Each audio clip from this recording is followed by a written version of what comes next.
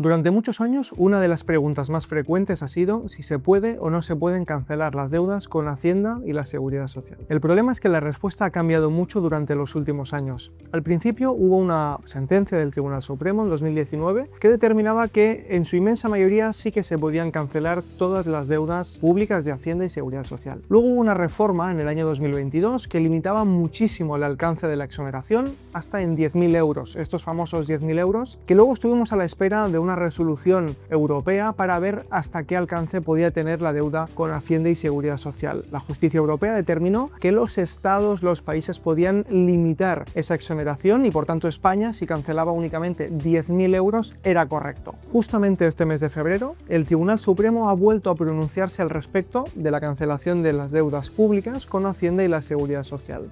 Es verdad que no hemos vuelto a ese estado anterior, donde se perdonaba prácticamente todo, pero sí que ha permitido una mayor amplitud en la exoneración de la deuda pública. Y es por esto que en este vídeo te voy a contar en qué situación nos encontrábamos antes, cuál ha sido el avance y la mejora que tenemos ahora y por qué es muy buena noticia que hayan salido estas resoluciones para autónomos y personas físicas en cuanto a la deuda pública. Pensad que nos tenemos que remontar a 2015 cuando se creó la Ley de Segunda Oportunidad. Era un procedimiento totalmente innovador en España que incorporaba por primera vez que las personas físicas empresarias y no empresarias tuviesen un procedimiento para declararse insolventes y pedir la exoneración de las deudas. Esta ley tenía una serie de preceptos muy claros, pero otros que no se sabía muy bien cómo se iban a aplicar en la práctica. Y uno de ellos era el tema de la deuda pública. La deuda pública había mucha discusión. Había juzgados que exoneraban gran parte de la deuda pública, otros no la exoneraban, algunos incluso la exoneraban en su totalidad, pero fue el Tribunal Supremo quien en 2019 estableció que la deuda pública, Hacienda y Seguridad Social, se podía exonerar siempre y cuando se cumplieran una serie de requisitos, los que establecía la ley, y por tanto, desde entonces empezó a haber una homogeneización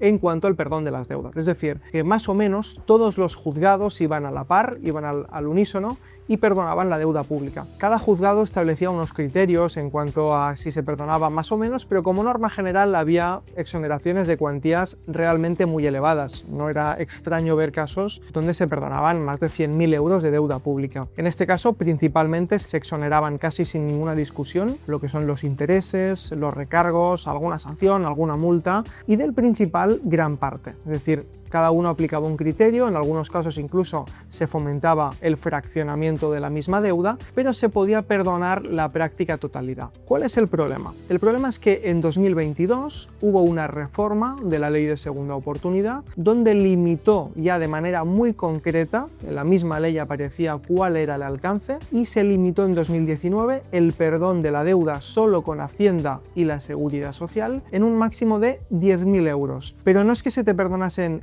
10.000 euros, sino que había un cálculo que había que tener en cuenta. Por ejemplo, si teníamos 10.000 euros de deuda, la ley decía lo siguiente: del primer 50%, es decir, de los primeros 5.000 euros que establece la ley, se perdona el 100%, y del segundo 50%, de la segunda mitad, se perdona el 50%.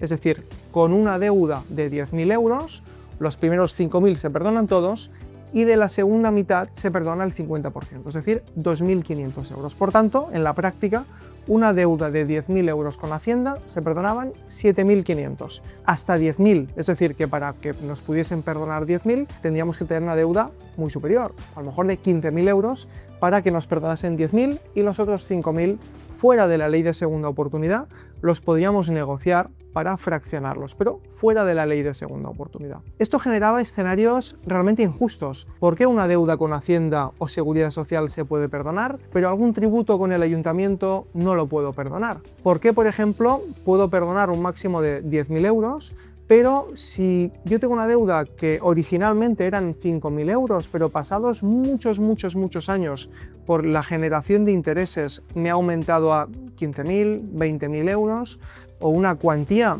Tengo casos de empresarios que pasados 20 o 30 años les están reclamando una auténtica barbaridad. ¿Por qué no se da facilidad para distinguir lo que es la parte del principal, lo que yo debía en su momento, de la parte de los intereses? Y es aquí donde esta nueva resolución del Tribunal Supremo pone el foco, distingue el capital principal de los intereses. Pero antes de que entremos en esta nueva resolución del Tribunal Supremo, había una limitación que establecía la antigua ley, que era totalmente excluyente para la inmensa mayoría de autónomos o empresarios. Y era que cualquier persona que tuviese una derivación de responsabilidad como administrador de una sociedad limitada a la persona física, quedaba totalmente excluida de la exoneración en la ley de segunda oportunidad. Por tanto, había personas que eran de buena fe, no habían cometido ningún delito, no tenían bienes, no tenían ni siquiera ingresos, eran personas austeras que cumplían la totalidad de los requisitos, pero por no haber sido asesorados de manera correcta, o no haber hecho concurso de acreedores, o haberse saltado algún trámite burocrático con la administración,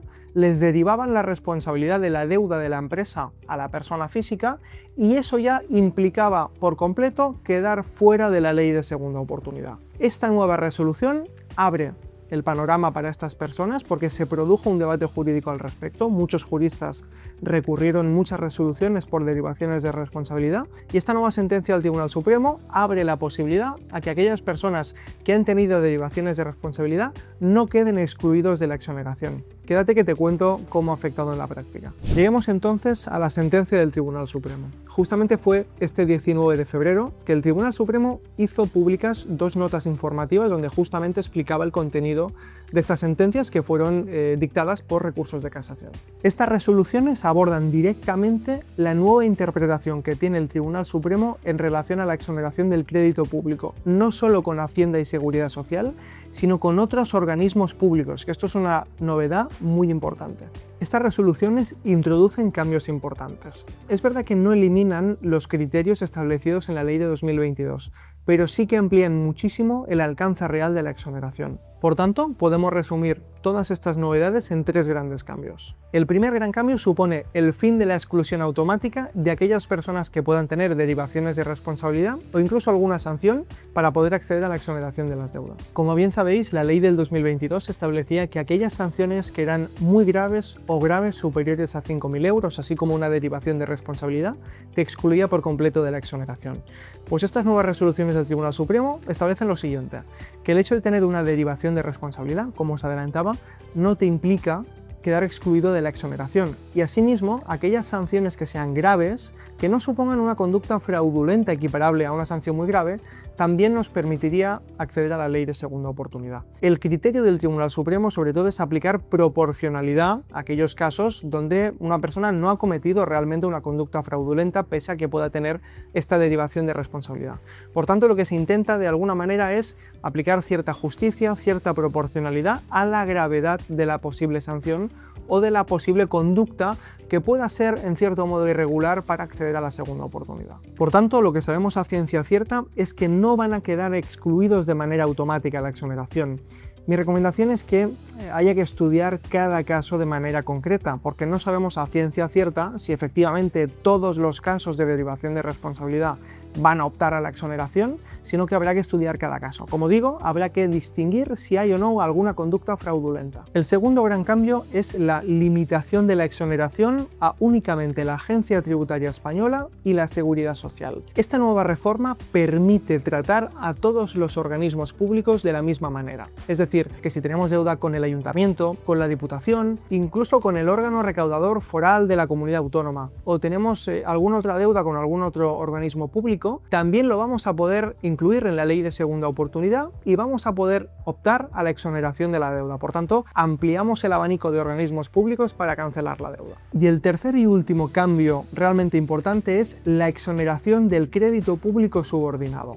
Y para que puedas entender qué significa todo esto, te voy a poner un caso muy concreto. Imagínate que tenemos alguna deuda pendiente con la agencia tributaria por alguna declaración de la renta o algún IVA que no hemos pagado. Si yo le debo 5.000 euros a la agencia tributaria por el IVA que tenía que pagarle y estoy durante muchos años sin pagarle, esta deuda va generando intereses. Estos intereses, recargos, sanciones, es crédito subordinado. ¿Por qué? Porque el crédito principal es un crédito que tiene privilegio o en el mejor de los casos es crédito ordinario, es decir, que es, digamos, la parte principal de la deuda y por tanto no deberían, la ley lo que entiende es que no deberían tratar por igual lo que yo debía originalmente a lo que suponen recargos. Antiguamente se hacía la suma de todo, daba igual que fuese privilegiado, que fuese ordinario, que fuese subordinado, lo sumaban todo y lo máximo que te perdonaban eran 10.000 euros. Ahora, gracias a las resoluciones del Tribunal Supremo, se abre la posibilidad, hay que ver en la práctica cómo se aplica en cada juzgado, pero se se abre la posibilidad en que el crédito subordinado, es decir, todo lo que hemos generado en sanciones, intereses, recargos, quede exonerado al 100%, independientemente del límite. Y de la parte principal, lo que establece el Tribunal Supremo es que se seguirá calculando este límite de 10.000 euros con el cálculo que os he hecho al principio. Los primeros 5.000 en su totalidad y de la segunda parte